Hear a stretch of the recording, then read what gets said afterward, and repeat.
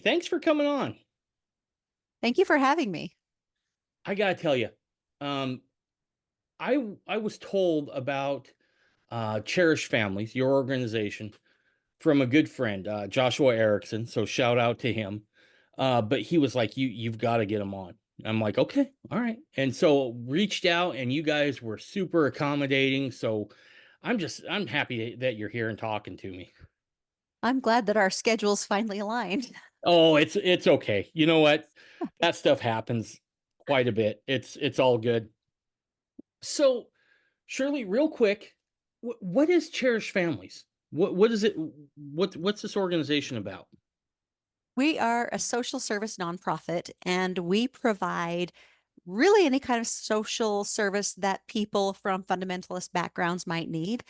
And that's a lot. I mean, I'll talk about all the different programs, but basically, for people who, like me, came out of a community that was really close to society and didn't have access to various services, we try to provide those in a really culturally sensitive way. Most of us who are with the organization actually came from fundamentalist backgrounds. So we are culturally sensitive by default. We understand what somebody's fears and barriers might be to access these services. So um, our biggest grant is a crime victims, a federal department. It's a Department of Justice crime victims grant. Um, Shirley, thanks for coming on. Thank you for having me. I gotta tell you, um, I was told about Cherish Families, your organization, from a good friend, Joshua Erickson. So shout out to him.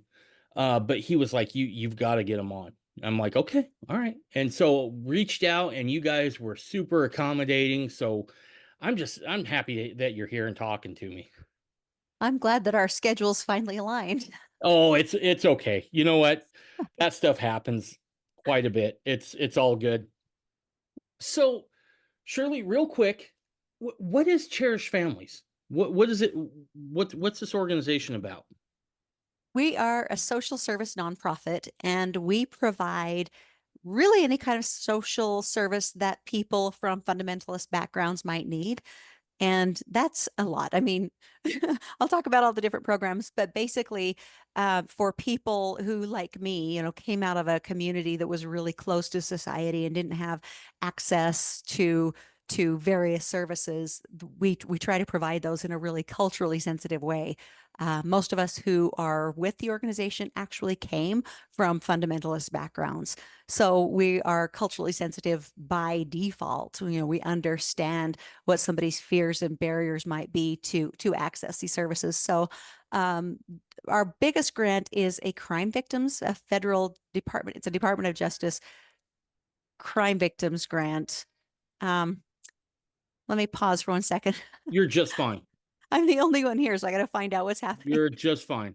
So the bulk of your funding comes from the that grant for survivors of crime. Is that what I'm understanding? So it's not the bulk of our funding, but it is our largest Okay. grant. And so it forms about a third of our funding, and it is crime victim funding. So we are able to provide crime victim services to anyone from a fundamentalist background. That's safety plans, is helping them report crimes if they want, helping them have uh, get access to justice, like going to court, or even moving away if they need a protective order, anything like that. Okay. So and it also provides a really unique, thing for most of us from fundamentalists. Of course, we grew up knowing that we should be afraid of government and law enforcement. And so when I was growing up, we never would have reported a crime, but we're trying to create a place of safety where people can report crimes and know that they will be respected and won't be blamed for the crimes that were committed on them.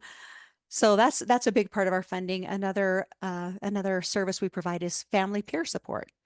So anybody who needs to access any other systems, education, housing, the economic system, how to get a bank account, those kinds of things, we have a peer support who has had similar lived experience and can help people access and navigate all of these different systems that they need to become stable and really participate fully in society. We also do a lot. We do a lot of mental health services. We do housing. We do a lot of community education. We have a food bank and a food pantry. So, there's almost anything you can think of. We interface with all kinds of educational systems to help people get into education, get the kind of, schooling that they want. We help people navigate employment, hospital Wow. systems, all just pretty much anything anybody might need coming from our background.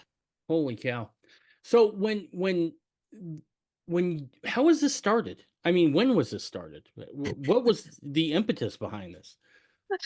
This is a really interesting story. So, when I left the FLDS in 2004, there really wasn't an organization that I could go to and trust to help me leave. And I had four little kids, and two of them are special needs.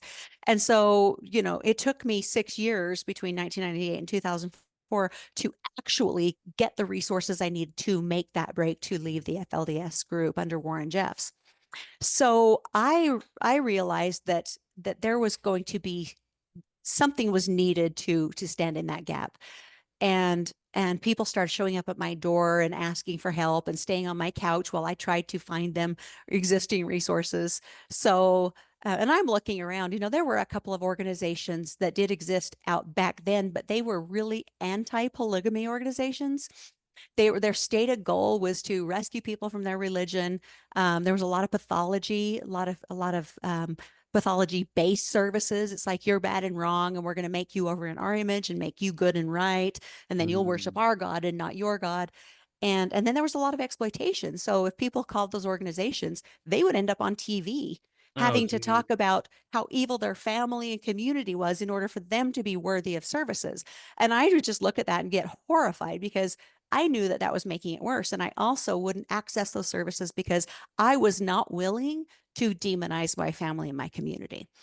And so I'm like, this has to be different. We have to provide services that are appropriate, that are, strengths based, that offer people choices instead of telling them what they have to do.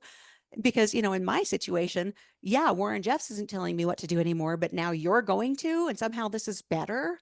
So I started going to school to get my bachelor in social work, and then I heard about some work that the Darger family was doing, Joe Darger and his wives, and they said, "Look, we heard you want to do this work. Here's what we think. Here's our philosophy around it." And I'm like, finally. Finally, somebody whose philosophy I can align with. And that really is about, empowering people to make their own choices and not forcing anybody to choose one way or the other. And so Alina Darger and I started to work together in 20 around 2013, 2014. The bit Cherish Families was incorporated and got our 501c3 January of 2014. And then we were working on a volunteer basis until we got our first grant, I think, in 2015, which allowed her to pay me $500 a month. That was my wage. Woo! It was You can big go to bucks. McDonald's. And then in 2016, we got our first crime victim grant, and we've just mushroomed from there. So now we have, I want to say, 22 employees across the state. Our budget is, well, I think this year it's north of $4 million. And we've served people in Canada and Mexico and 17 states. So we're really all over North America. Holy cow. It's big. We have a clinical department. We have locations in northern and southern Utah, and our advocates are mobile, so we drive to where people are. It's a big operation, but I really like what we do because I'm kind of the opposite. Lena is a fundamentalist, and she's very much involved in her family and her religion, and I am the opposite, right? I gave it all up. I don't believe in anything, Sure. but we both align on the fact that adults have to be given the chance and the choice to choose Yeah. their religion and the way they live. And for me, I just want them to have all of the tools to make the very best decisions for themselves. And we are not invested in what that decision is. That's Right. entirely up to them. And so if I have a woman who's like, I love being a plural wife, I want to go back to my plural family, I'm like, grand. What do you need to have that happen? And if I have a woman that says, I need to leave, I'm being abused in this situation, I say, grand. What resources do you wish you had? Mm. I am not invested in someone's choices. I'm only invested in they have the outcomes that they want. I think that's huge, right? Because look, Mormonism, free agent, like there's two things that are really essential to Mormonism. One is the idea of the family. The other is free agency, right?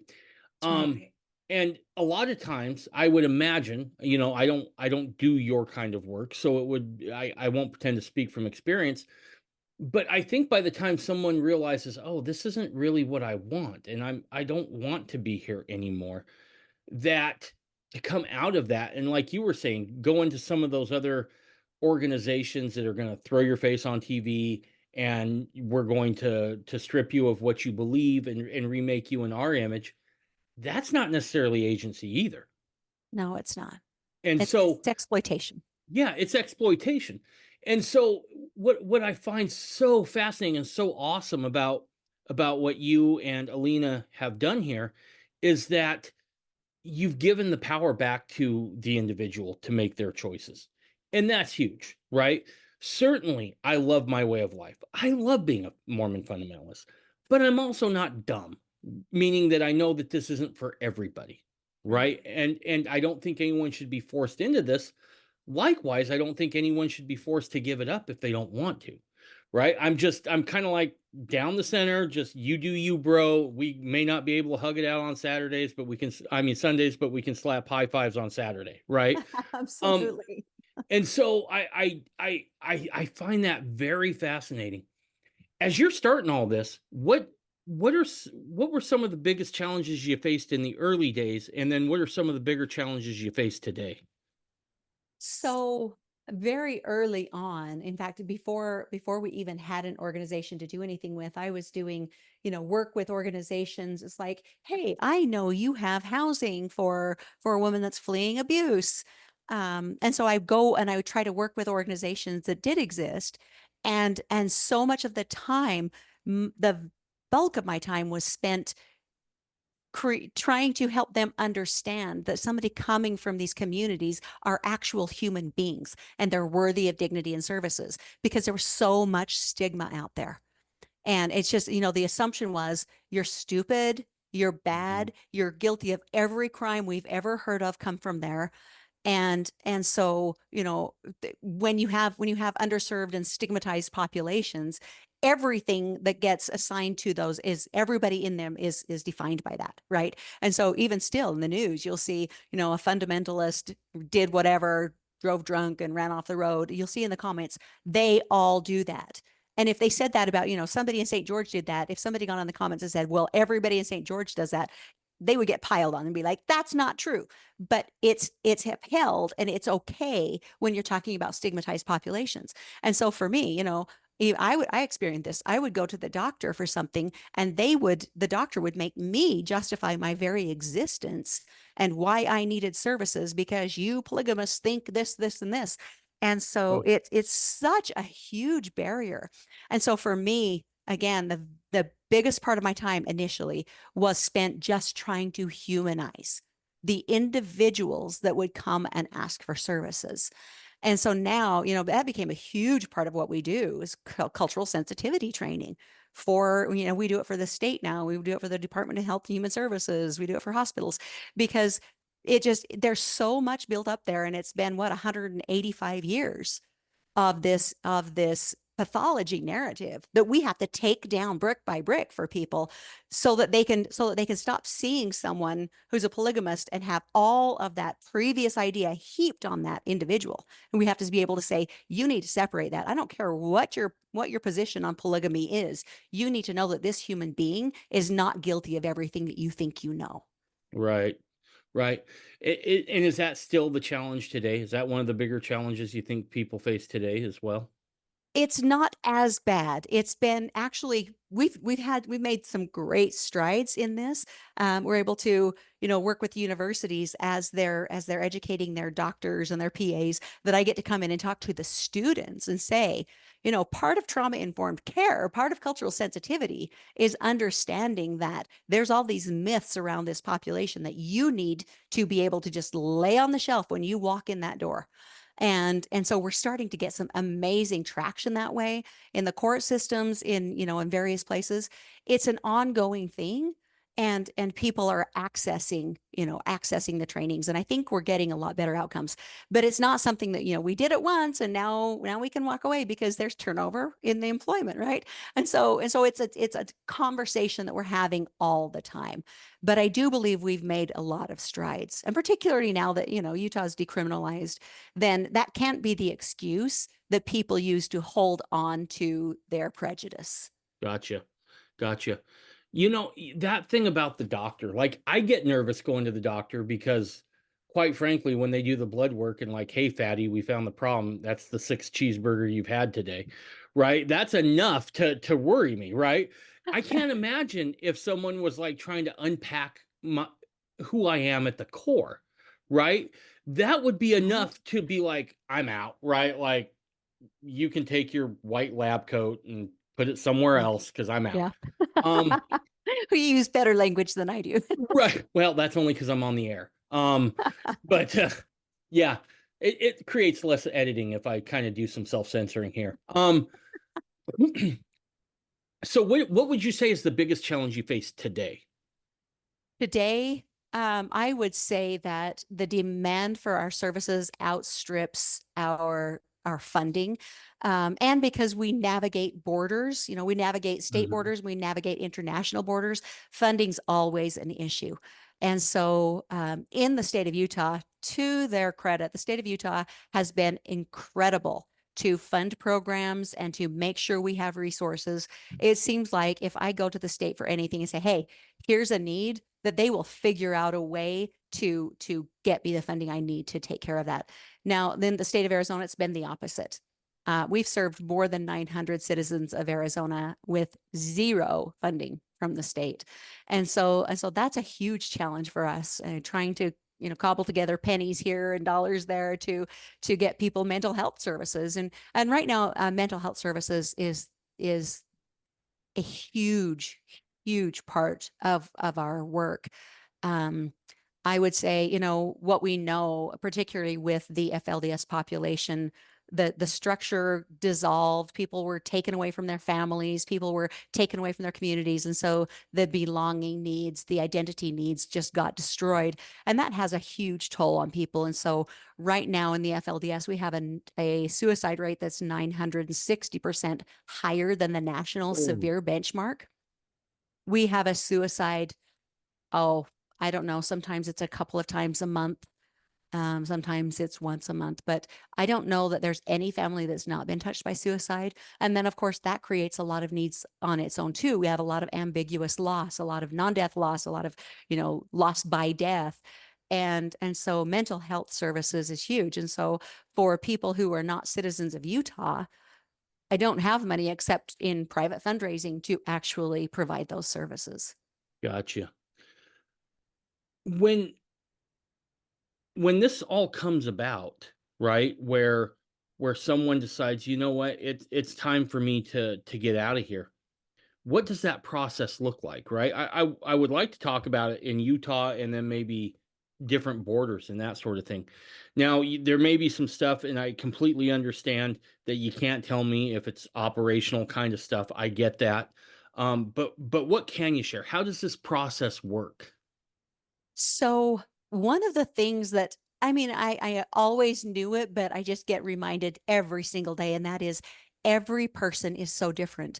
And so we have to be able to meet people wherever and however they walk in the door, right? And so everybody presents with different needs and different ideas. So, but just in general, if somebody decides that they need help, they need to get out of a violent situation, they want to leave, the FLDS or some other group, Samuel Bateman group, that's become very pathological. then we just have a phone number, or we have a website. We just encourage people to call our number and ask for an intake, because at intake we can just find out everything they might need, and just start providing inputs. Of course, safety is always first. And so if somebody comes and they're in danger, we're going to focus on that before Hmm. we focus on, oh, let's get you into school. Let's get you moved to, wherever your family is in Idaho, whatever. It's safety needs first. And so we always triage, obviously, and then find out what their goals are, what they want, if they want to move, if they wanted to get into housing, if they want mental health services, education, whatever that looks like. And many, many times, people come in the door, if you know anything about trauma informed care, somebody that's been through a lot, of trauma, of non-death loss, all those kinds of things. It's can be really difficult to access the thinking centers of the brain, because you're in fight or flight, right? Your amygdala has taken over and you're on high alert. And so coming in the door, first of all, that takes a lot of courage. And there's always so much. I celebrate so much anybody that asks for help. And so just getting someone into a very calm place. We do like the tapping, we do things that help calm the uh what's it called, the limbic system, so that the thinking centers can come online, and then we start making decisions. But we don't ask people to make decisions when they come in, if they're in full on flight. It's just a Right. matter of safety. We make sure they feel safe, and then we make sure that we start addressing things as we can. So being trauma informed and having really good evidence-based programs is something that I'm very, very proud of with our organization. So yeah, it's just a matter of either walking in the door, making the phone call, getting online and saying, I need help. But more than anything else, we don't have people coming in just cold. Mostly it's people getting referrals from other clients, from other family members saying, hey, Cherish Families helped me a lot. You really ought to call them. Because that learned trust, that conferred trust, it's a big deal. We are a Sure. population of people who didn't know who we could trust, didn't know where we were going to be safe. And so if somebody says to you, that doctor is a good doctor, he treats the pigs well, we're going to go to that doctor. He's going to get overwhelmed. There's a dentist here in St. George that gets everybody, because he got the reputation that he was going to treat people with respect. So everybody goes to him, literally. And so it's the same thing, with us. It's a conferred respect that we treated people well, made sure that they got what they asked for in a way that they asked for it. And so it's the vast majority are referrals of people walking in the door. Wow. What I want to go back to the mental health thing, because I do think that that's really important. Um, when we start looking at that sort of thing, you said it's hard to get services for that. Is that due to funding? Is that due to the availability of qualified counselors? What are the barriers there? So the funding, when I'm talking about the funding for Arizona citizens, it's really about funding. Now, if somebody's on Medicaid or has insurance, we can get them connected with a counselor that we have vetted, and they've gone through the cultural sensitivity training. We will not refer to anyone who has not proven that they can be culturally sensitive. Um, and so it's really the uninsured people who are either falling through the cracks or don't dare apply for Medicaid or something like that, because, history. So those are the ones that we have a really hard time finding. And there's also a huge lack of qualified mental health providers just right now across the United States, across the board. Everybody's always looking for them. But we do have on staff right now, we have 3 therapists that we have employed. And whenever they have an opening, we're fitting people in with them. Wow. But Well, funding, yeah, funding is always the question. note to you kids going to college, you may want to think about switching your major. Right? Um, They can pretty much write their own checks right now. right, right. It sounds like it. It sounds like it. So I got another question, right? And this is something that has really been at the forefront of my mind, especially since starting to do the podcast. And that is what's I think for a lot of us, we thought, okay, Warren Jeffs is in jail. The FLDS are going to get cleaned up. Is that what you're seeing? What's going on down there now? Well, I mean, yes and no. And it's there's never a simple answer to anything when it comes to the FLDS because it's made up of what 10,000 individuals.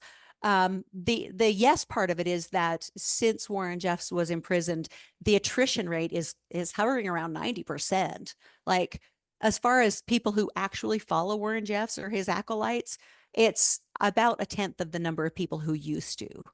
So, Mm. we think there are maybe 1,500 people who are still trying to follow him, and everybody else has kind of fallen away, maybe, found other groups to join or something like that. And so Warren doesn't have access to harm the number of people that he did. Now, that's a good thing. And it creates other problems because when Power people, vacuum. well, I mean, yeah, it gives rise to somebody like Samuel Bateman, right? But the other problem is that when people suddenly have, that the loss of community and family and structure and all of the things that we had, then there's a lot of mental health issues around that. There's that lack of belonging, which drives the suicide rate. There's a lack of structure in a lot of things, and so sometimes I see like parents who haven't had their kids, Warren Jeffs took them away from them, and then they went and got them back. But when they were taken away, they were 6, 7 years old. But when they got them back, they were 13, 14. So they didn't get an opportunity to raise those kids. And now they don't know how to parent either. And so they want to just be friends with their kids. They want to, let's go smoke marijuana together so that they can kind of win back that love. And so all of the lack of structure creates more need, right? It's not like Warren Jeffs is gone and now everybody's happy, healthy, and safe. That's not true. Now we're dealing with the fallout of just the destruction of the community and the culture. Wow. You raise some interesting points there, right? Because anytime you leave a structure, you whether you realize it or not, look, I'm a pretty independently minded guy, right? Like Mormonism in some ways, especially when I joined the LDS church, seemed pretty counterintuitive, right? I'm not a fan of hierarchy. I tend to be a little, look, I named the podcast what I did for a reason, right? It wasn't by happenstance. Um, and so coming into Mormonism, into the LDS church, right? And I'm not trying to say the LDS church was bad in that sense, right? It really wasn't. But it was still very hierarchy oriented, right? Mhm. Oh yeah. And then when I left, it was kind of like, well, what do I do now? Right? Like all of a sudden, and for a guy that's as independently minded as I am, right? And it's like I thought I could just walk out and be like, okay, I don't need anybody. Well, that wasn't the Mhm. case, right? Because quite frankly, I still believe in Mormonism, right? And certainly there are independents that make that work, but I think we're silly if we say we all don't need community in one sense or another, right? And also, if you're really following what Joseph was about, it's about the sense of community, right? Zion, right? And you can build that. You can have a Zion type family, but you can't have that without other people.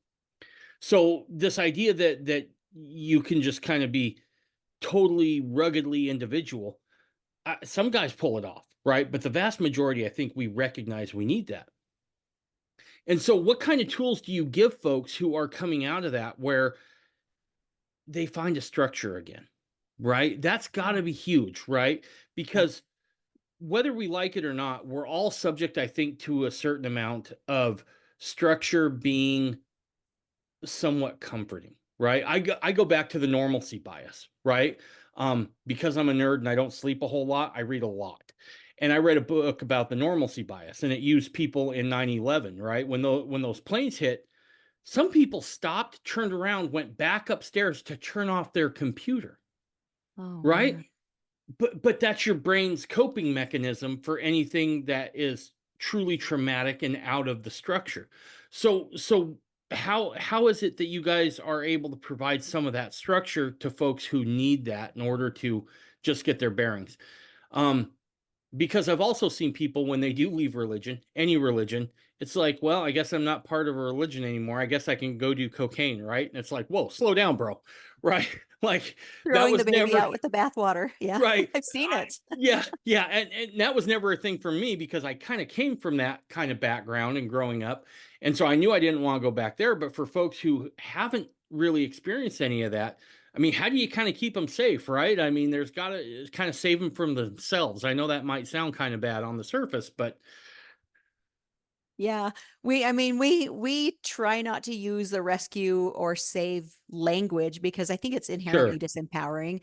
Um, but I mean, you're absolutely right about the human need for structure and belonging, like that community. According to Maslow, that the need to belong is the number one human psychological need.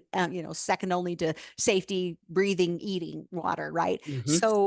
So that the social animal part is really kind of a higher function. I think it's Margaret Mead said she could tell when civilization started to really take off and when people were safe were because they were together. It's because you could find broken femurs that had healed. Instead of just leaving somebody behind to die, they kept them with them long enough to heal, and they could be Mm, part of the community, right? And so that's how I look at this, is this kind of an anthropological study of, if we're bringing along in our community, if we're keeping people and helping them find safety and belonging, even though they might have higher needs, that means we're higher functioning. So one of the things we've done for FLDS refugees particularly is trying to recreate community in a different way. So in Short Creek, Colorado City, and Hilldale, for example, we're completely remaking the town. Now both city councils are completely out of the control of the church. They're elected by the residents. And we're building a community center. We're building parks and trails and rec centers, and we're creating all of these community events like we used to have, but not a church directed program, right? They're all civic directed. So we're bringing back art, we're bringing back music and performance and all of those kinds of things in an effort to help people reconnect in a way, however they want, in a way that they don't have to fit somebody's version of what God wants them to look at before they're allowed to participate. So and in Cherish Families, in both locations, we're providing classes. We do art therapy. We do, book clubs and different things like that. So we're helping people connect to social opportunities in a really non-threatening and inviting way to help people rebuild those ties. And because we don't take a position on religion and polygamy and all of that, we don't provide church opportunities sure. because we feel like that's really invasive, particularly for somebody who's receiving services, and they start to feel like, is that a requirement for me to receive services? Do I need to go back to church? And so we're really, really careful not to offer any religious kinds of social offerings, but we do, first Christmas and letting, a Christmas craft event where all the kids come and make an ornament and decorate cookies and all those things. And we're having a just huge turnout. I think our last Christmas craft event had, if I remember right, they said 600 people come in. Holy cow. So we know that attending to social needs is really, really critical to healing this population. Whew. And that's got to take a toll on your resources as well, right? I mean, you can't put on some of those things without a little bit of jack, right? To spread around and pay for that stuff. I'm thinking like that's a lot of canvas, right? For the art thing, right? Yeah, Um, yeah. a lot of paint. So as you've how so you've been at this since 2004 now, right? Is that kind of what I'm understanding? Kind of it started Yes. very informal with folks on your couch. Yeah, in a grassroots way, and Alina was the same. And Alina was never part of the FLDS. They came from the independent, kind of Right. expression. But that was the same thing was happening to them because they had family who were part of Short Creek, and so people were showing up and asking them for help. So we were, yes, independently doing grassroots social work that we really didn't we weren't equipped for. Let me just put it that way. Yep. Yep. Uh, what as you've done this now for 20 years now, right? What do you think some of your biggest successes have been and some of your worst heartbreaks? Because I think it's important to point those out because we all want a happy ending, right? We all want that feel good story at the end of the movie. But sometimes that doesn't always work out. And I think if there's people who feel called to this, I feel like that has to be on the table to know that, you know what, this isn't always going to go the way you want it to go. What have been some of your experiences there without naming names or giving away anything? Well, I'm going to start with my biggest heartbreaks because I really, really want to end on that. I want to finish up this with the happy ones. Um, my biggest heartbreaks. I don't know that I'm ever going to get over this. Anytime someone dies by suicide, I think I failed them Mm, because I didn't get the resources to them that they needed. And and I know in my brain that it's not my fault, but I convince my heart. Oh man. So, um, so that's always occupies a lot of my time thinking about how to make sure that we're getting the resources and getting the information out there, which honestly, thank you. Just hopefully by being on this podcast, we can let people know the resources are out there and they don't have to resort to that because getting the outreach to the people who need it. You know, sometimes we just don't know where to look. They're right. scattered to the four winds, and so if they're completely alone and living in Vermont, we don't know where they are or how to reach them, and so learning how to reach people is a big part of what we try to do. Now, I'm going to move on to the happy things. Um, it's for me understanding that we are changing the trajectory for future generations is such a huge, huge piece of what keeps me going. We are playing the long game. We're Mm, not here to just, be a flash in the pan and get somebody some fancy outfit and then we think we've saved them and we shove them off. We follow families for as long as they want to be followed. And for me, if we got a single mom that comes to us with 5 kids and the oldest one's not in school because they have to stay home and babysit so that the mom can work and support the family, if we get that child back in school and get them the resources we need, and we make sure they get the mental health services and the food and all of that, I know that in 20 years we're going to have an amazing member of society. And for me, that is a huge, huge thing to look forward to. Whenever I have somebody come up to me and say, and this actually happened, and I don't even know her name, so I don't know. I hope I'm not outing her, but this girl came up to me at the Independence Day celebration in Colorado City 2 years ago, and she said, "Hey, my mom said to come and find you. She said I have to thank you." And I said, "Thank me for what?" She said, "Well, now I live in this other state," she named it, "and I just graduated with a construction management degree and I'm making a lot of money and I just have a great life." I'm like, that is such great news. I am so happy to hear that. And I didn't even know who she was, but it was her mom got the help she needed so that this girl could go and take ownership of her life. And those kinds of stories really are what keep me, the one half of me that's over crying in the corner about suicide, and the other half of me is celebrating because I know that we have changed the future for not just this mom and her daughter, but also her children and yeah. going forward. Yeah. I'll be honest, as you were talking there, one of the things, especially as you were talking about some of the things that you think that we both wish things would have went differently, was just that scene out of Schindler's List when he's like, if I'd have just done this or this or this. And I'll say this, perspective is never had in the moment, Shirley. It's always something you have to look back on, right? That's right. The it's horrible. This is how you know how flawed I am. Then you reminded me of a different movie, which was Gladiator. There's a great line where he says, "What we do here ripples through eternity." Now, whether you're a believer in the spiritual or God or whatever or not, that's a true principle, right? Because that will be that girl's kids and her Yeah. kids and her grandchildren and her great grandchildren. This is something that goes on forever. This is something that absolutely has generational type impacts on it. Yeah. Let me ask you this.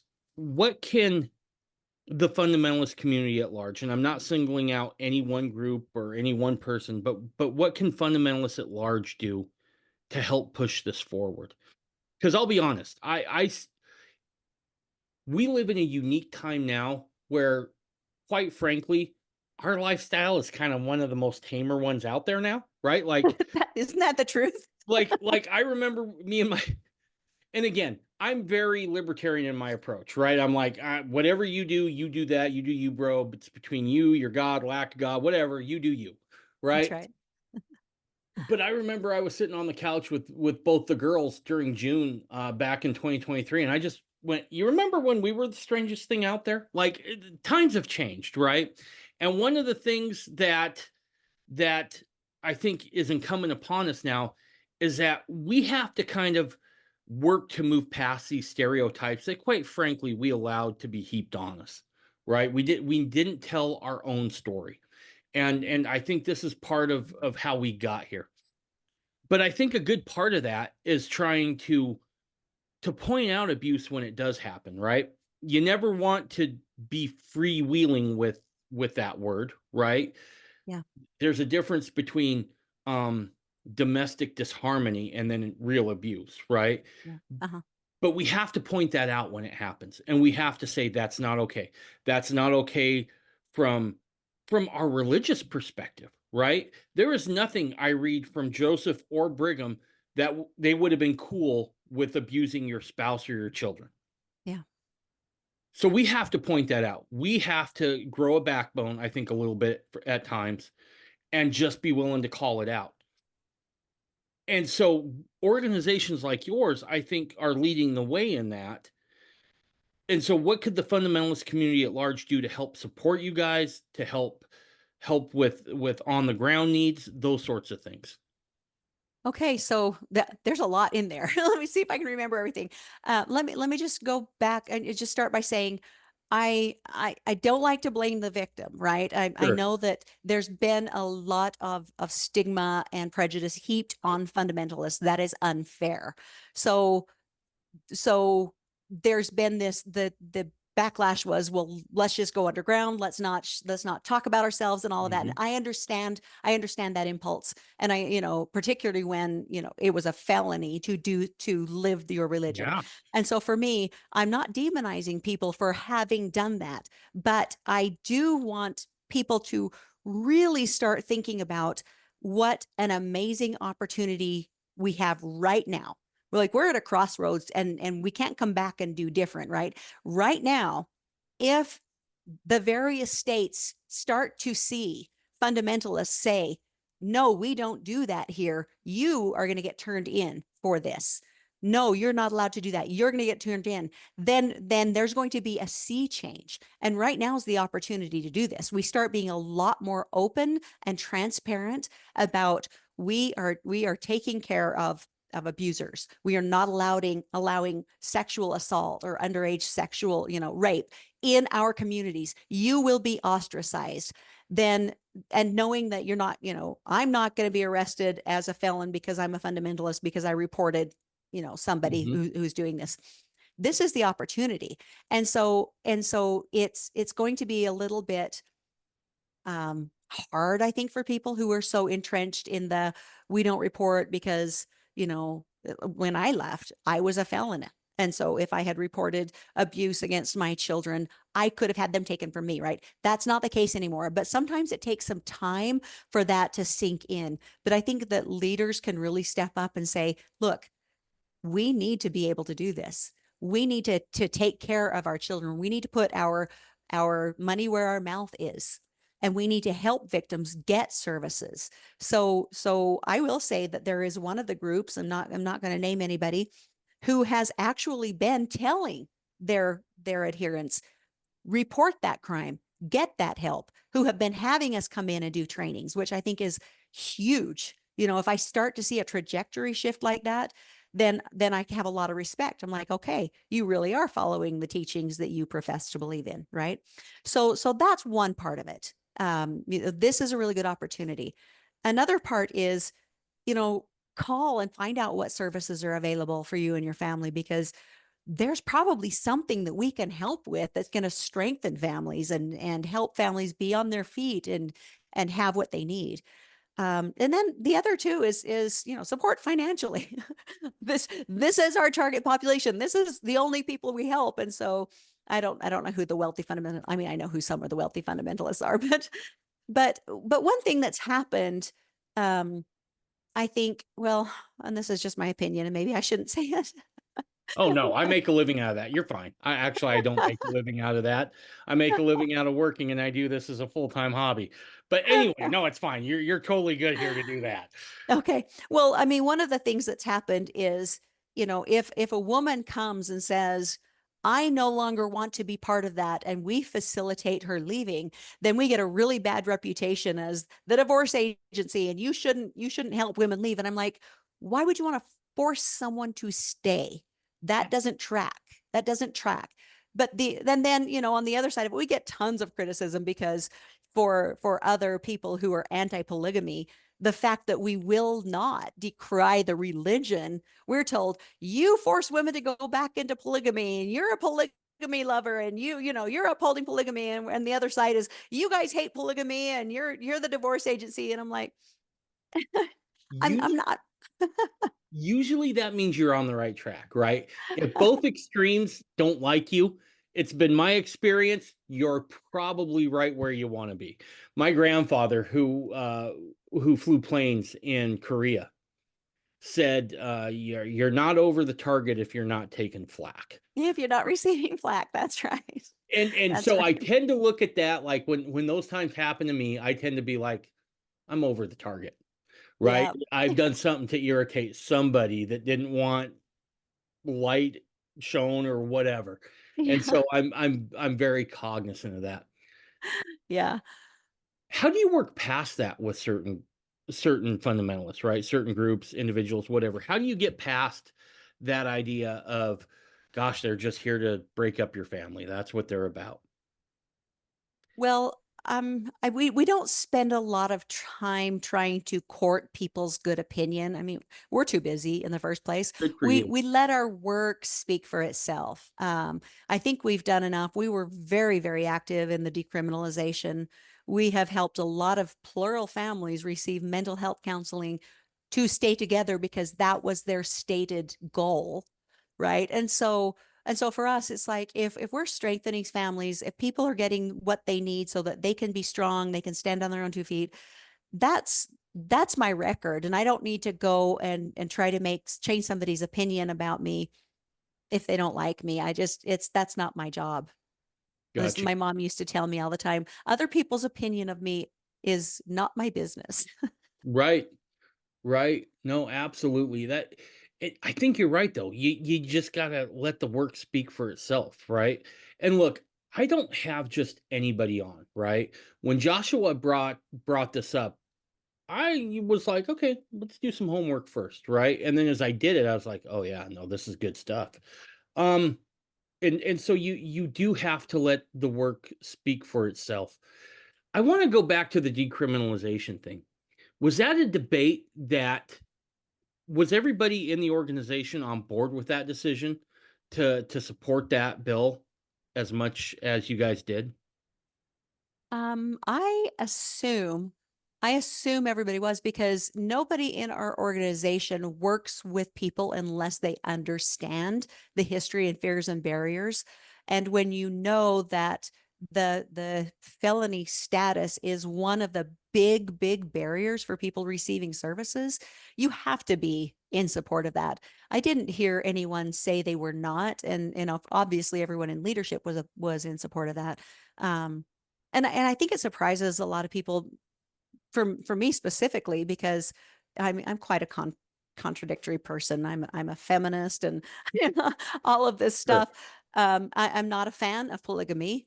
And I'm not a fan of monogamy either. I think that there's a lot of things in even the marriage, vows that are harmful to women. There's a lot of things in our expectations and structures in this country that are inherently, create second-class citizens out of women. I mean, the marriage vow, who gives this woman? It's like, whose chattel is she today, right? I have a problem with that.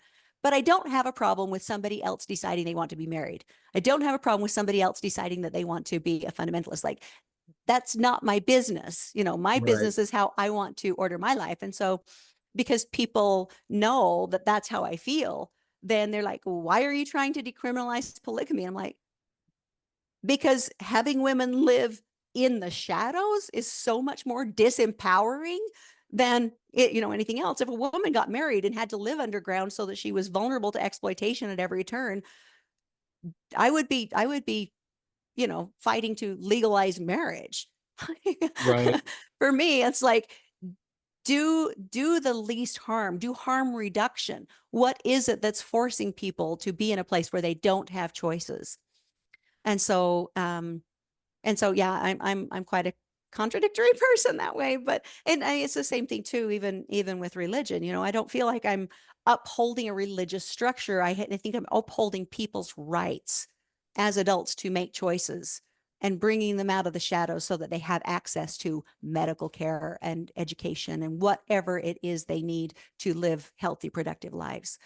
So, and I'll just even go back to the when you said something about you don't know what my religion is. And the truth is, once I left the FLDS, I wanted to be an atheist. I was like, I don't believe any of this. I'm rejecting all of this. And so I just started living my life as, I'm going to do this work because it calls to me. But one of the things that I've realized is that I am my spirituality is that I know that I'm doing what I came here to do because I can't get out of it. I've tried. That's that's so But interesting from someone who wanted to be an atheist, right? it I mean, really is. that place, look, you're talking to the most reluctant of Mormons. Let me get that out of the way, right? Like, I remember complaining after I got off my knees, like, I don't want to be a Mormon. Those guys are weird. Little did I know in 20 some years I would go way weird. But I mean, in that moment, in that moment, yeah, no. So I kind of get what you're talking about there, right? That's an interesting place for you to be, right? To be like, I want to be an atheist, but at the same time, there seems to be something kind of bigger here that's keeping me in this. Yeah, yeah. And that's really where I've arrived. I've done a ton of meditation. I've done a ton of inner work. And one of the things that I've arrived at is, first of all, I don't know.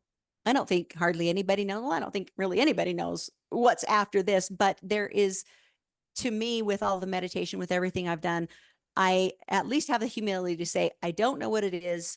And I believe there's something, some Right. intelligence, something I've encountered in meditation. I'm willing to say that and to say, I don't know what it is, and to be okay with not knowing. That's just where I'm at.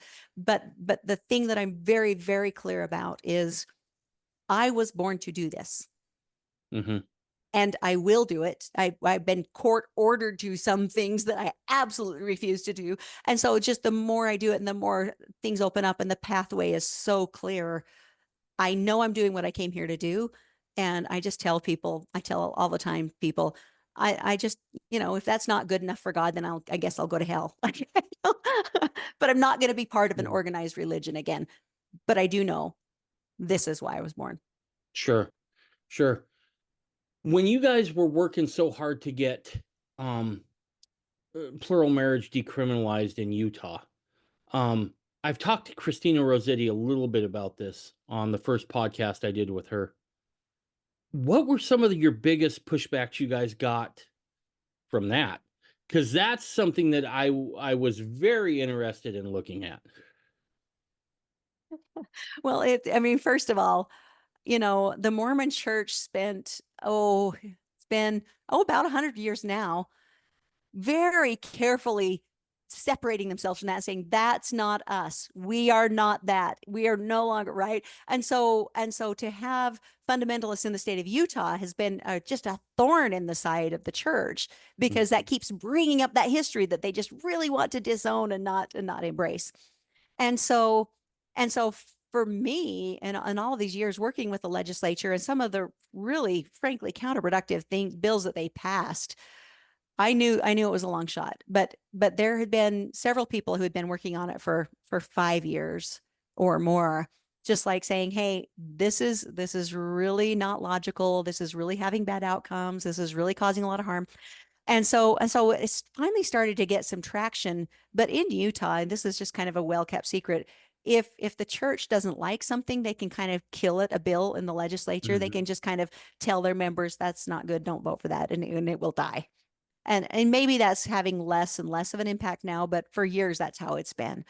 Um, but I think, when it finally started to become a very serious topic of conversation, it was now, she's Lieutenant Governor Henderson now. Mm-hmm. At the time she was in the Senate, she started taking this on and being very serious about it. Now she's a member of the LDS Church, and so you have to know that takes a lot of courage. But what she did was find all of the data. She found facts, data, just like all of the things, and built them up and created a case that was really, really incredible. She also had a lot of gravitas all of her colleagues really respected her, so they were willing to listen to her. The biggest pushback I got was, people were just like, well, polygamy is bad and wrong, and that's all they can think about, and so that's it. And so that was a big pushback. There really wasn't any rational pushback against it. I think Lieutenant Governor Henderson really took care of her colleagues as far as their concerns and the things that they brought up. The other pushback that I got and that I dealt with the most was really like the anti-polygamy evangelicals Mm-hmm. out there that are, it's evil because the religion is evil. And kept, a false equivocation of polygamy is abuse. If you have somebody who's living polygamy and they abuse, it's because of the polygamy and not because it's an abuser.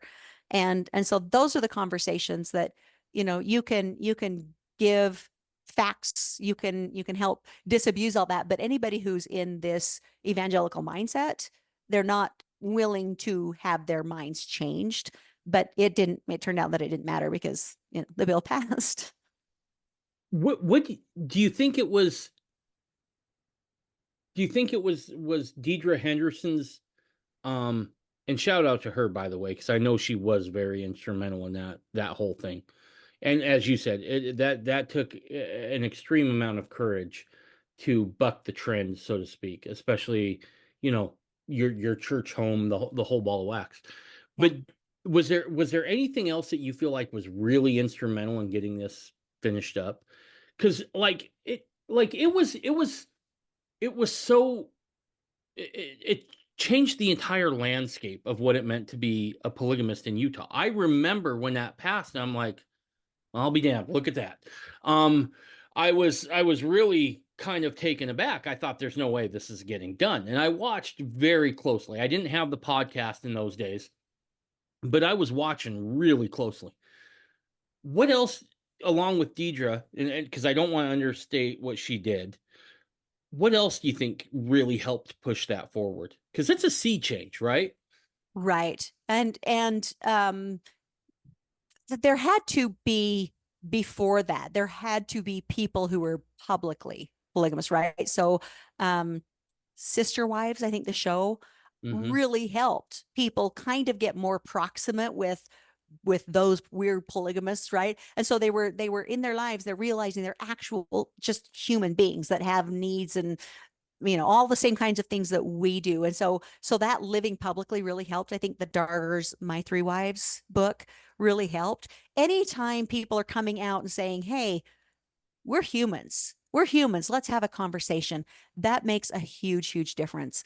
I preach this all the time with both sides of the political aisle. It's like, have a conversation with Right. people on the other side. Conversations, proximity changes everything.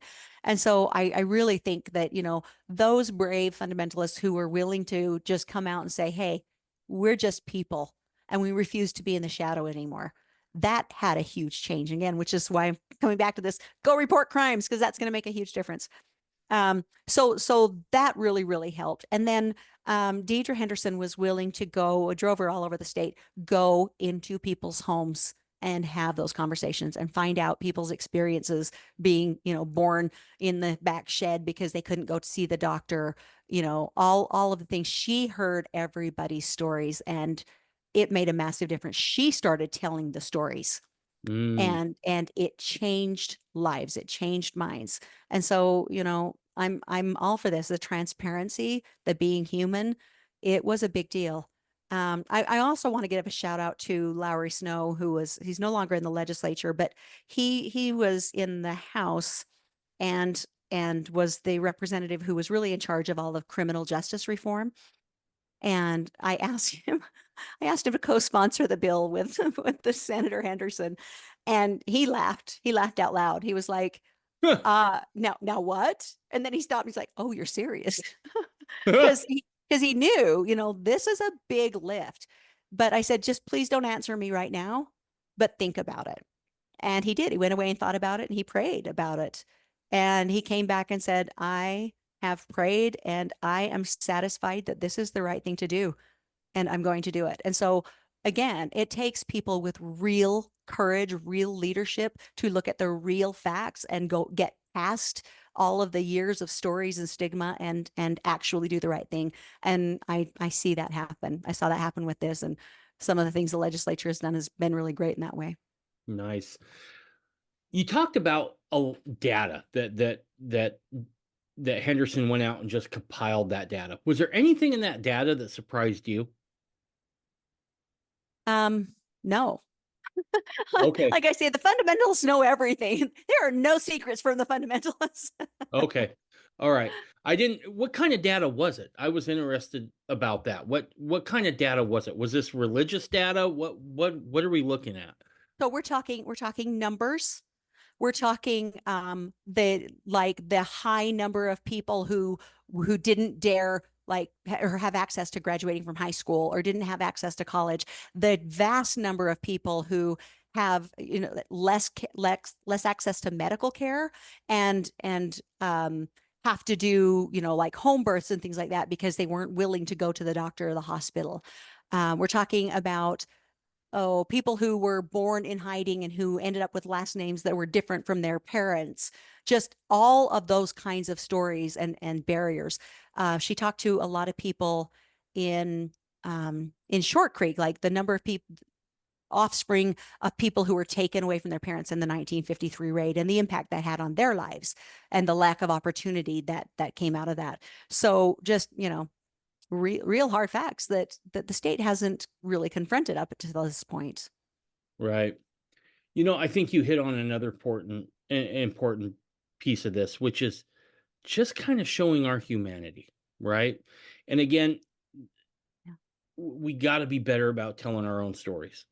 Yep, Um, absolutely. or else someone else is going to frame it for us.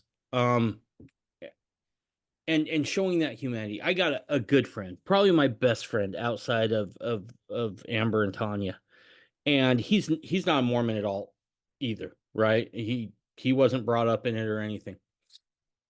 And when I became a fundamentalist, and after Tanya joined the family, he cornered me once. We were out to lunch. He's like, "Okay, man, what's it like?"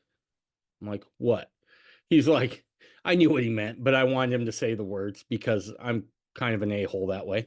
I'm like, what's like? He's like, having two wives. I'm like, "Oh, you want the dirty secrets?" He's like, "Yeah." It's like, "Okay, I'm gonna give them to you. It's like being married, but twice." Right. And then just left it alone. And he was totally let down, right? And I'm like, "Look, dude, it's really not that much different than you or your wife, right? It's just another relationship that needs to be fostered, nurtured, and taken care of." But in that moment, I could see the light bulb go off, and there was later a scenario where he kind of came to my defense, right? Because he was like, "No, he's just another guy, right? He just lives a little bit differently."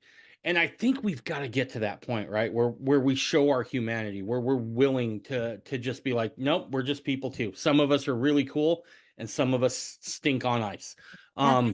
I don't know how else to put it, right? And It's that's a it. cross sector of humanity. And Yeah. every time you have a cross sector of humanity, you have really, really amazing people and you have some really, really crappy people. It doesn't matter where you slice this pie.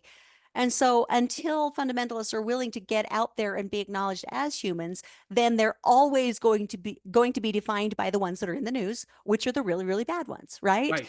So, for me, it's the same way. I think because I was a woman and I escaped the FLDS, that everybody thought I was going to go and just do this big expose on all the sex and the sex cult and everything. And I think I let a lot of people down by saying men have huge responsibility. It's not all about sex. In fact, if anything, they probably have less sex than you do, because there's a religious responsibility with everything. Everything you do, there's a responsibility to your God, to your family, to your duties. There's all of these things that factor in. And not only that, but 99% of us are born into it, right? So it's not like all of these thousands of men woke up one day and said, that looks like I get to have a lot of sex, so they go become fundamentalists. These are people who Right. are raised up in this high responsibility, high demand gospel. And so it's not, everybody's like, well, did you guys have like threesomes and stuff? I'm like, I didn't even know what that was when I was in that. Like, it literally was not part of our world. Right. So I think that it's really important. Again, I love that you're doing this podcast, and I think it's really important that fundamentalists come out and humanize the rest of us. I still say us, even though I'm no longer a fundamentalist, but the rest of us, right? The rest of us need to be known in society, not just the ones that are out there committing the crimes. Absolutely. Absolutely. So, one last question. If do you guys like take volunteers to be boots on the ground, those sorts of things? Would fundamentalists be welcome to do that? What's the process for doing that? What can we do to help this out? Yes, absolutely. In fact, we, I mean, I guess I can name them because they're great. The missionaries from I think it's called the work of God, that's located in Centennial Park. We Okay. we have missionaries from them come all the time and help us with all kinds of things. Yeah, we right now are building a therapy garden, a big therapy garden on our building in Colorado City we could use help with. We just acquired a new location in Alpine, Utah, that we could use help, with all kinds of things. So yeah, I mean, volunteers are really helpful. We'd love to have volunteers who want to do, the social kinds of things, to provide, peer group kind of stuff. And of course, donations. Donations are always lovely. Okay. We're But we're, but we're gonna yes, get to that. Yeah. yeah. So how if someone needs help, how do they find you guys? So they can call our main number, which is on the website. I could recite it, but I'll probably say it wrong. They could go to our website, or and just contact us through the website and ask for help, or call any of our staff members if they have, if they have family members that have had help. But yeah, I think we're pretty responsive Okay. to people's needs. One of the things we'd really love to do is go wherever people are located. Like, we've got people in Nevada and Colorado. We like to go to that location and go find out the other resources that are available and try to make them a lot more culturally appropriate and open to people from and then continue that collaboration, so that we're not the only resource for somebody who's living, outside of Sure. outside of Utah. So Sure. And then for people who want to volunteer their time, how do they go about doing that? I would go through the website as well. Okay. And then donations, I assume through the website as well? Yeah, we can do that, or really anyway. And because you're a 501(c)(3), that's all tax deductible too, right? That is, yes, we give the tax deductible receipts for that. Fantastic. Is there anything you want to cover that I didn't cover? Well, I mean, I you did cover this, but I think it bears repeating. Just, Sure. people, let family members know who are struggling that we're here and that we can offer help. Do outreach to other people, check on people, see how people are doing. I think that with the pandemic and with our digital lives, we've become so much further further flung, and we're not really taking care of each other. That attending need of community and things like that. Just check on each other. And if somebody's struggling, send them our way. We don't want anybody to fall through the cracks. Fantastic. Awesome. Well, Shirley, I think you guys are doing great work. Look, Thank you. I hope that everyone that listens go get involved in this. I've had I've been blessed to meet a good portion of folks out there who are fundamentalists. And by and large, 99% of them aren't into child brides. They're not into the nastiness that we've seen portrayed. And Not trying to defraud the government. not trying to defraud the government. I know who you are. I've had the privilege and the opportunity of meeting. Yeah. Let's get Yeah. involved with this. Because look, at the end of the day, we have to be we need to start letting our light shine on that hill. We can't hide that candle under a bushel any longer. And if you're looking for meaningful ways to serve, this is our own. These are our own people, and it's time that we kind of step up and we help them out where we can.